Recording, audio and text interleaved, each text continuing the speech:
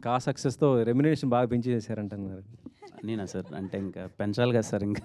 హ్మ్. ఇన్ని రోజులు ఏమి కొంచెం ఇబ్బందుల్లో ఉన్నాం. కొంచెం చూద్దాం సార్ ఏదోకటి. అంటే కరెక్టే. మరి పాపం అంటే చిన్న బడ్జెట్‌తో వచ్చే సినిమాలు వాళ్ళు ప్రొడ్యూసర్స్ ఎక్కువ ఉంటారు కదా! సార్. అలాంటి వాళ్ళకి మరి మీరు రెమ్యునరేషన్ ఎక్కువ లేదు పెంచేస్తే సార్. అంటే కొద్దిగా ఆయన ప్రొడ్యూసర్ గారు ఓ రూపాయి సంపాదించుకున్న తర్వాత తీసుకుంటాను గానీ, ఆయనకు రాకుండా అయితే తీసుకోను సార్.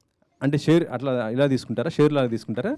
సార్ అది డిపెండ్ సార్. అది షేర్ నేను అనట్లేదు. బట్ ఒక సినిమాకు ఒక బడ్జెట్, ఒక రిటర్న్స్ అవన్నీ ఉంటాయి కదా సార్. హ్మ్. ముందు ఆయన ప్రొడ్యూసర్ గారు సేఫ్ అయిన తర్వాతే మనం ఎంత అన్నది ఆలోచిస్తాం సార్. నెక్స్ట్ ఏంటి అలాగా మరి క పార్ట్ 2 చేస్తారా? లేకపోతే ఏరేది చేసి తర్వాత ఇది చేసుకుంటారా? లేదు సార్. అంటే డైరెక్టర్స్ అది కంటెంట్ అంతా రాసి వన్స్ అది ఫైనల్ లాక్ అయిన తర్వాత కాటు.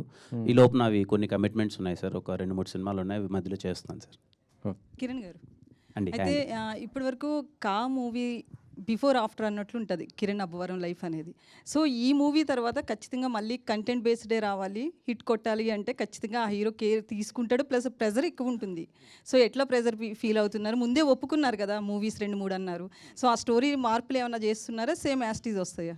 అంటే ఇప్పుడు నా నెక్స్ట్ రిలీజ్ అవ్వబోయే మూవీ అన్నది కాకముందే కమిట్ అయిన మూవీ. అది మేము చాలా జాగ్రత్తలు తీసుకొని చిన్న చిన్న చేంజెస్ ఏం చేయాలి, బెటర్ అవుట్పుట్ ఎలా ఇవ్వాలి అన్నది 100% బెటర్ అవుట్పుట్తో మేము ముందుకు వస్తాం.